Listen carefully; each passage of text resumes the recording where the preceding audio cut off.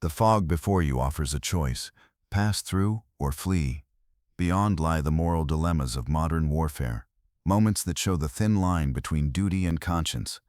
This is a story of decisions that require more than just being a commando. You alone will determine what to believe as you pass through the fog of war. When Lieutenant Sarah Morrison looked at the camp through her binoculars, she thought the plan was perfect. 30 seconds to breach, neutralize all terrorists, rescue the hostages, and disappear into the desert night. Clean, efficient, textbook operation. Then she heard something that made her blood freeze, children's voices echoing across the silence. The operational briefing had never mentioned children.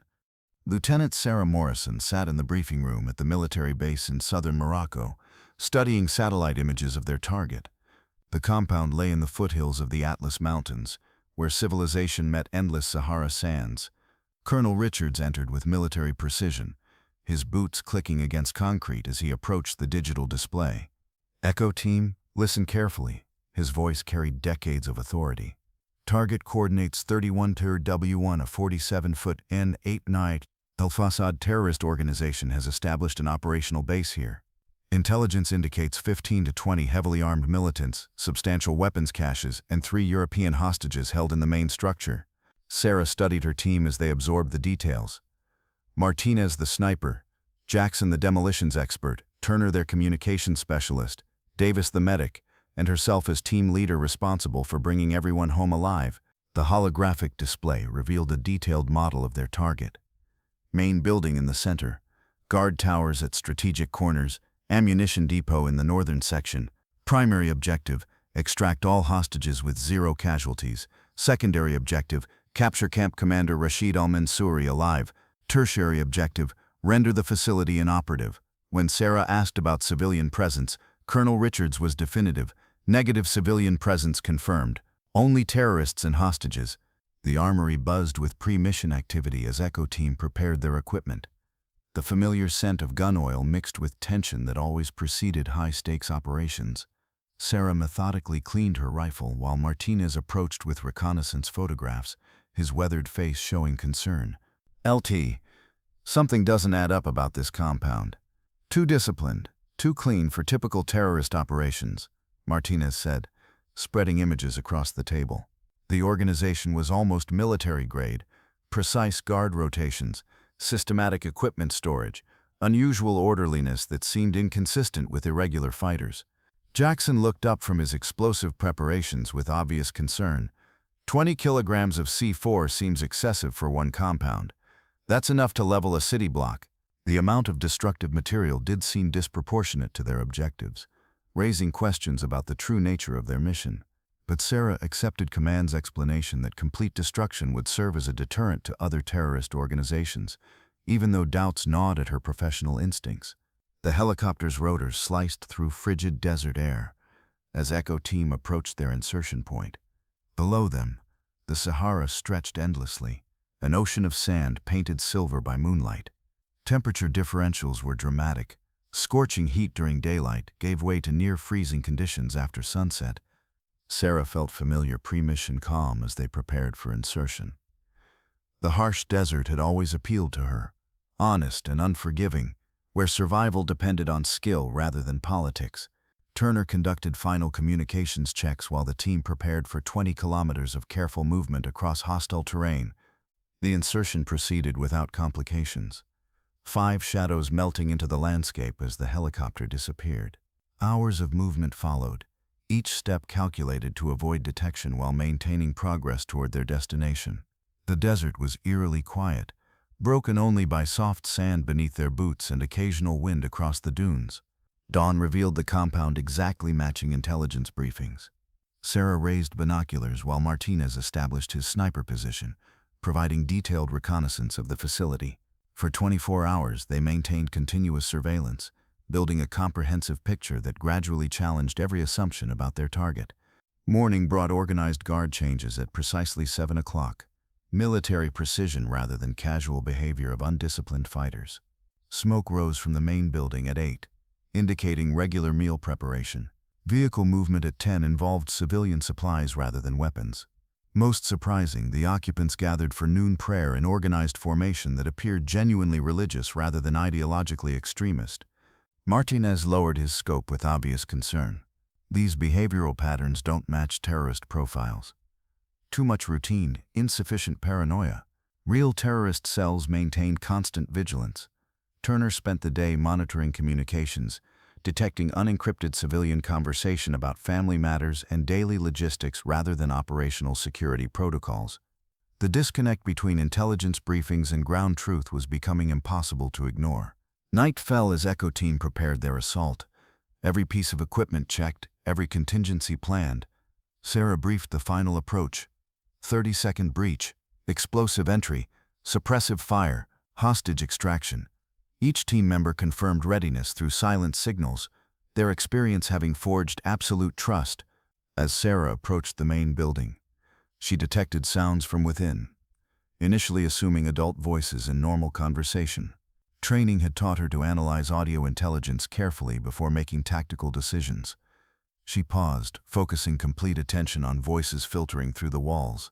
The pitch was higher than expected, with a quality that triggered subconscious recognition before conscious thought processed what she was hearing. Children's voices. Unmistakable children's laughter filled with innocent joy that only young minds produce. The realization hit like a physical blow, multiple voices suggesting at least 6 individuals under 12 years old. Their mission plan called for explosive breaches and suppressive fire that would endanger anyone inside. Sarah immediately signaled halt. Martinez, cease forward movement. Critical situation developing. When she requested audio confirmation, Martinez focused equipment toward the compound before providing dreaded verification. Multiple children's voices detected. Conservative estimate 6 individuals under 12 years old.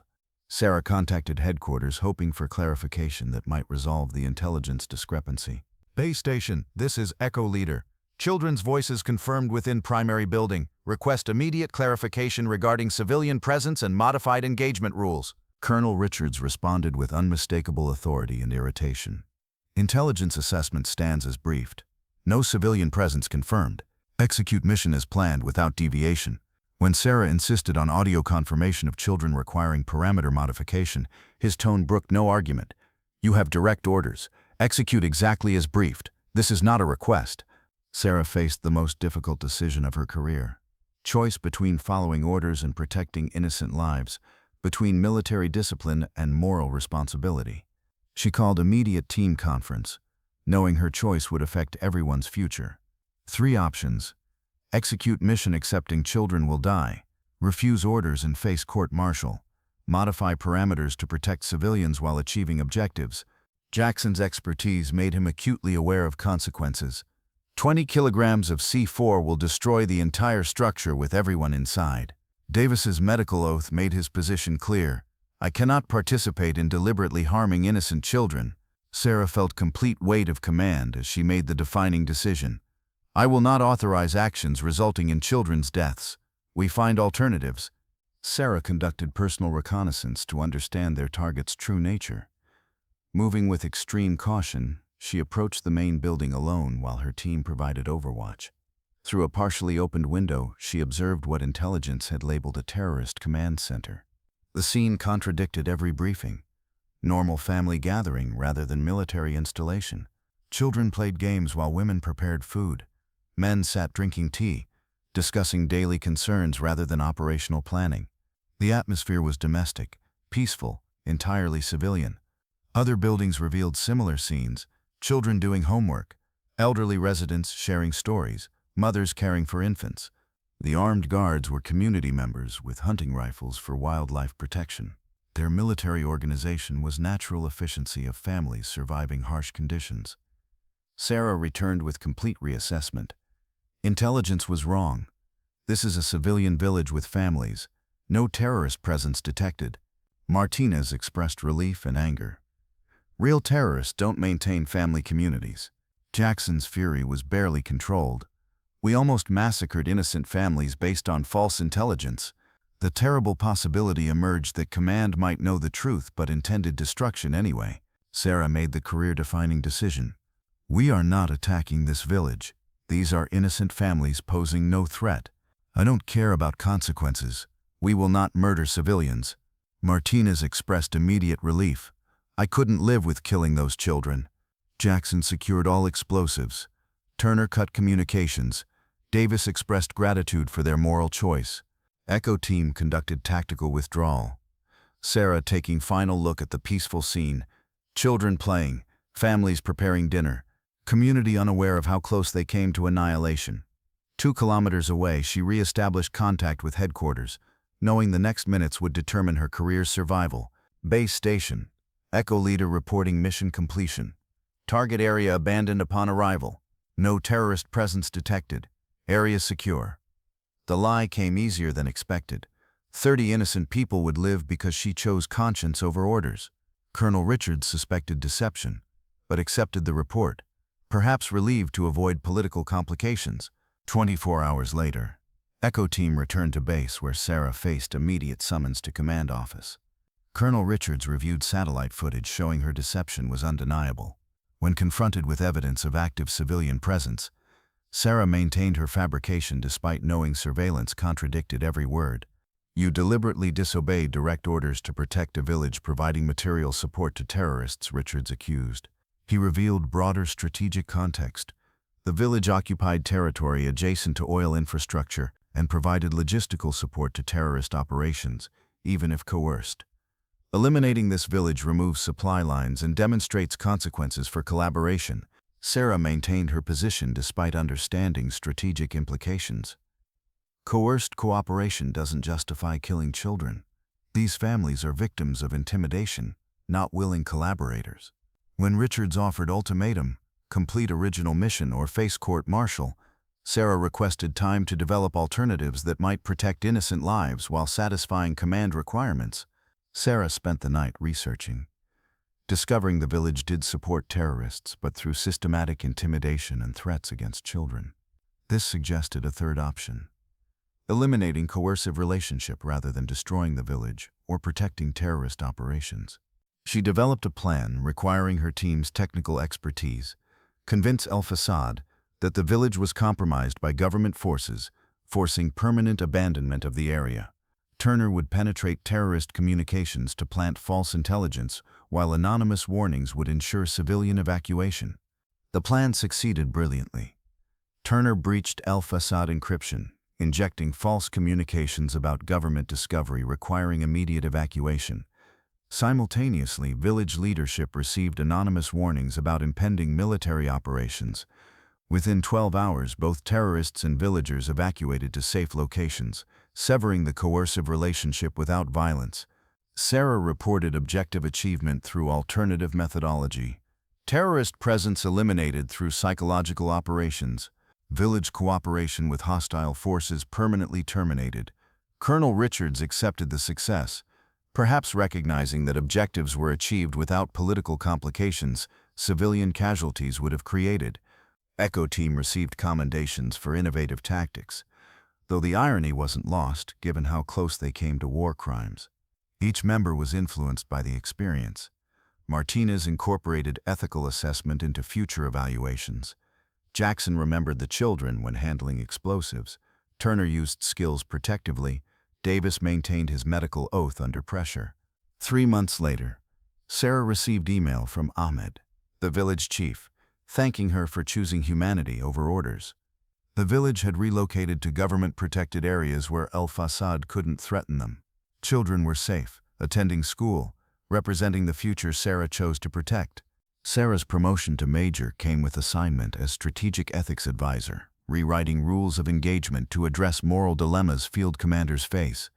Her message resonated through military academies worldwide. Military strength derives from moral courage to make right decisions under pressure. She authored the field manual, When Orders Conflict with Conscience, a military guide, required reading influencing soldiers globally. Her office displayed 2 photographs, Echo Team's final mission photo and Ahmed's children in their American school, representing the choice between destruction and protection. Years later, she still received letters from the children she saved. Fatima studying medicine because Sarah saved her life. Omar learning English to work for peace. These letters were her most precious treasures.